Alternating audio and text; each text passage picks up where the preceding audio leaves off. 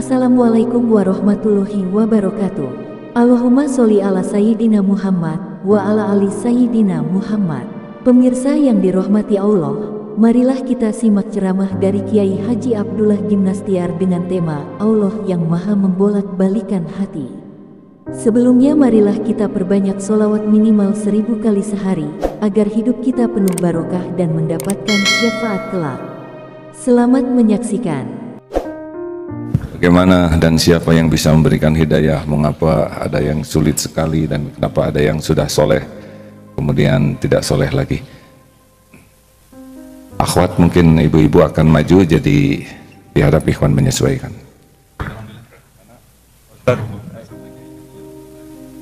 Al-Baqarah ayat 272. Al-Baqarah 272. Waalaikumsalam warahmatullahi wabarakatuh. Alhamdulillah. Assalamualaikum warahmatullahi wabarakatuh.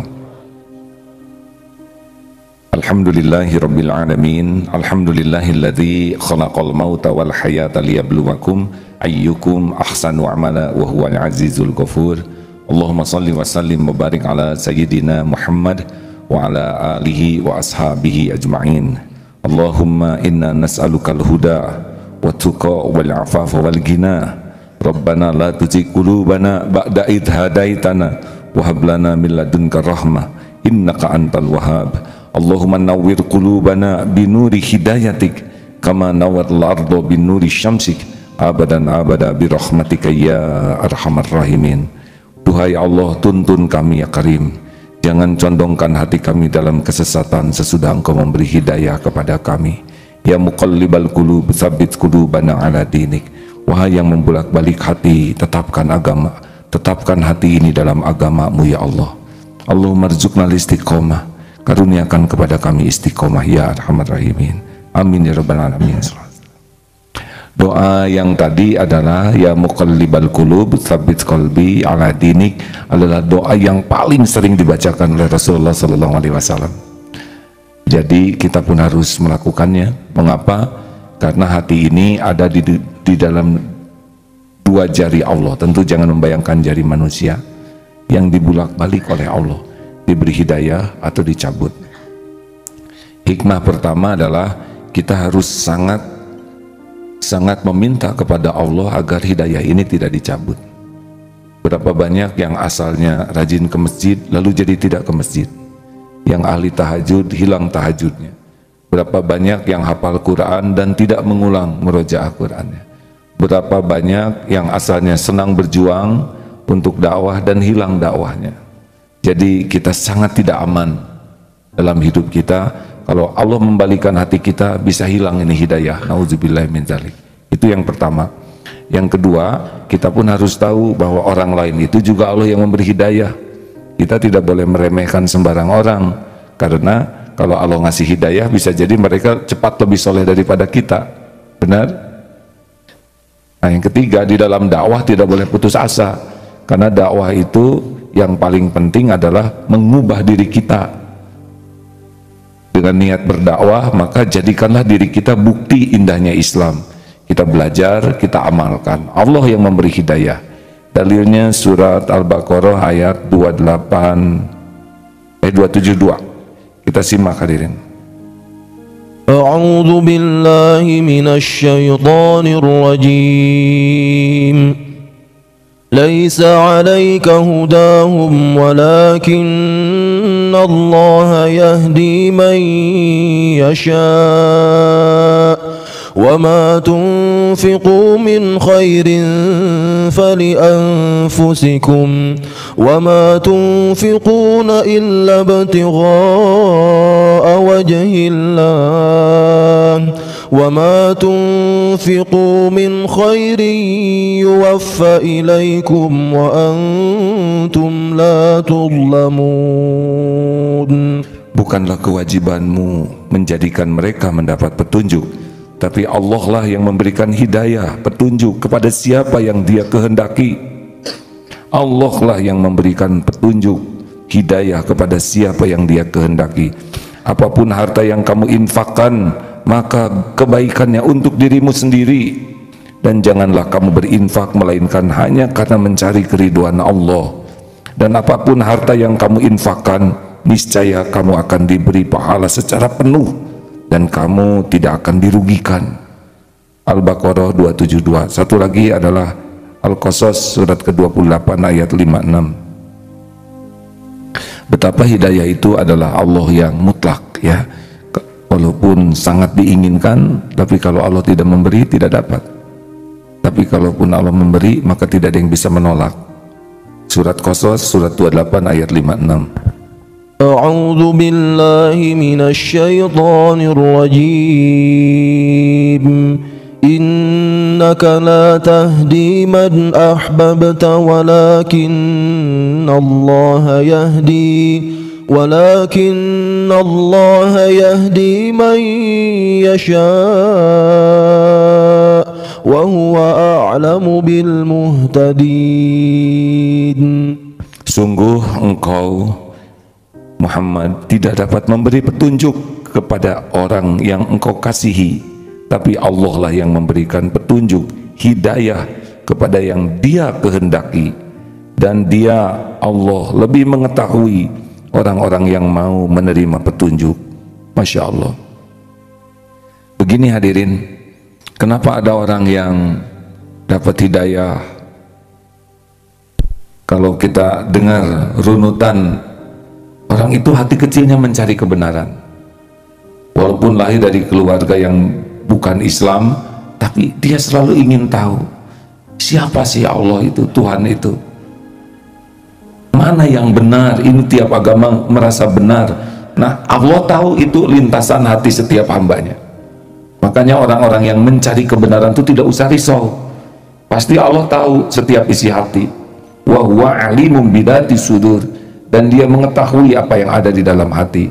Wa asiru qaulakum awijharu bih innahu alimum bidati sudur. Surat Al-Mulk ayat 13. Mau engkau rahasiakan kata-katamu, mau engkau zaharkan, Allah tahu isi hati. Dan begitu pula ada orang yang di pesantren, ilmu ditambah oleh Allah, ilmu ada, tapi tetap kenapa kelakuannya tidak robah? Mengapa tinggal di pesantren, di lingkungan yang banyak ilmu agama, dekat dengan ulama, tapi dia tidak berubah? Mungkin ilmunya bertambah, tapi akhlaknya tidak berubah. Allah tahu hatinya nyari apa dari ilmu ini. Allah tahu persis hati kita. Apakah dia belajar cari gelar, cari pangkat, cari jabatan, cari kedudukan di sisi orang, cari pujian orang, dan itu tidak bisa bohong. Jadi Allah tahu persis hati setiap hambanya. Sama nih, seperti sedang ceramah ini, Allah tahu persis hati saya nih, niatnya apa, bicara ini sasarannya apa. Tidak bisa ada yang tersembunyi bagi Allah. Makanya hadirin sekalian, kita harus waspada nih. Walaupun kita dekat dengan ulama, walaupun kita ada di lingkungan yang penuh ilmu agama, belum tentu kita bisa mengamalkan ilmu tersebut kalau niatnya dari awal sudah salah. Mungkin sudah pernah kita bahas kenapa orang yang punya ilmu agama beda antara ilmu dengan kelakuannya. Satu, karena niatnya memang dari awal niat cari ilmunya untuk kedudukan di sisi makhluk, untuk dipuji, dikagumi, dihargai, lewat saja. Yang kedua, ilusi ilmu, dia sudah merasa beramal dengan tahu. Jadi ada orang yang senang sekali diskusi, tapi dia tidak mengamalkannya, tapi dia sudah merasa. Nah, yang ketiga, ujub dan takabur. Dia selain sudah merasa beramal, dia merasa lebih dari yang lain, merendahkan orang-orang lain hanya karena dia sudah merasa, saya lulusan pesantren, saya paham, pernah belajar agama, saya sarjana IAIN, saya pernah kuliah di luar negeri. Nah, ilmu agama yang membuatnya ujub dan takabur itu membuat dia kehilangan taufik untuk mengamalkan ilmunya. Jadi hati-hati nih. Pada saat yang sama, pada waktu kita dakwah ini ya, kita tidak boleh merasa diri kita yang bisa membulak-balik hati orang. Seperti ceramah ini, maaf ini berulang ya, ini sekarang ceramah, saya sama sekali tidak punya kemampuan membulak-balik hati siapapun. Tidak, itu di luar jangkauan penceramah. Setiap hati dibulak-baliknya oleh Allah Subhanahu wa Ta'ala. Orang tua tidak bisa membulak-balik hati anak, suami tidak bisa membulak-balik hati istri, istri tidak bisa membulak-balik hati suami, guru tidak bisa membulak-balik hati murid. Semuanya hati ada dalam genggaman Allah Subhanahu wa taala, dan Allah lah yang memberikan hidayah. Makanya kalau mau dakwah, satu, luruskan niat bahwa dakwah ini memang sebagai mematuhi perintah Allah. Jangan sampai dakwah untuk mencari sesuatu dari dakwah ini secara duniawi. Yang kedua, dakwahi diri sendiri.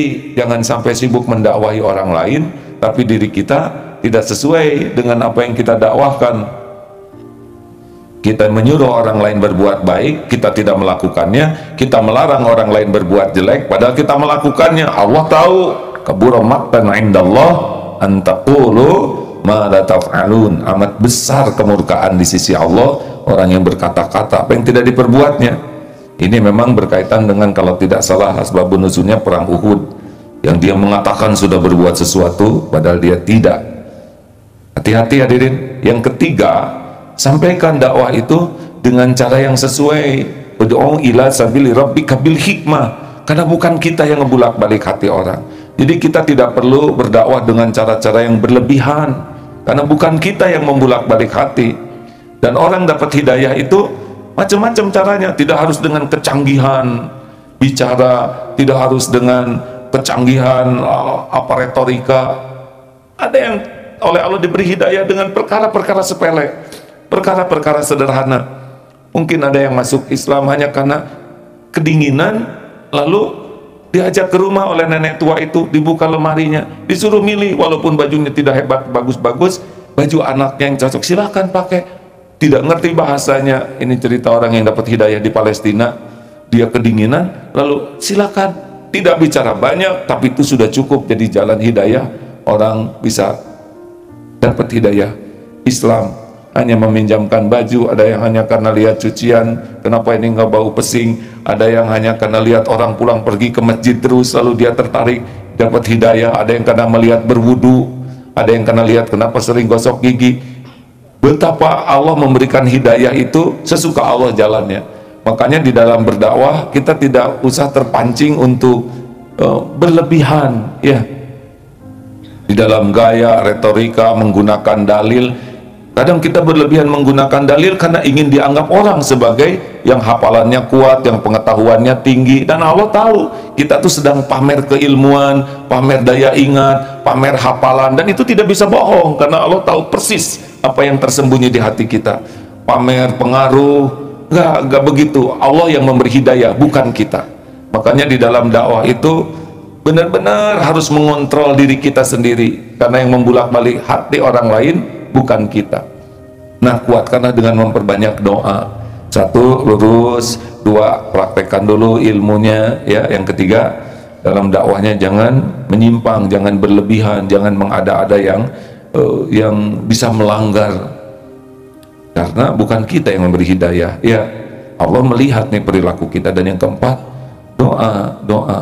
Nah, di lubuk hati kita tuh harus sangat ingin orang lain itu selamat dari azab neraka. Jadi kalau ada yang kurang dan salah, posisi kita bukan menghakimi, posisi kita adalah membantu.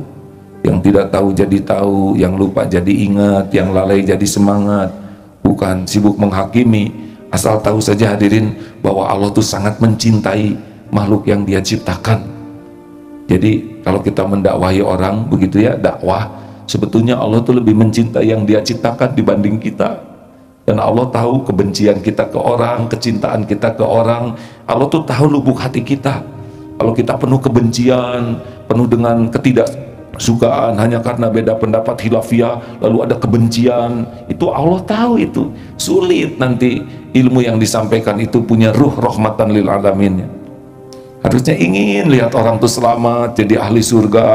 Termasuk lihat orang-orang yang non-Islam, lihat yang Islam apalagi yang non-Islam, ingin mereka dapat hidayah, ingin mereka jadi ahli surga. Makin ingin melihat banyak hamba Allah yang jadi ahli surga, itu Allah pasti tahu tuh hati kita. Sifat rahmat ini yang mungkin nanti akan mendatangkan banyak pertolongan Allah di dalam dakwah. Jangan dakwah dengan penuh kebencian di hati kita. Allah yang membulak-balik hati. Masya Allah.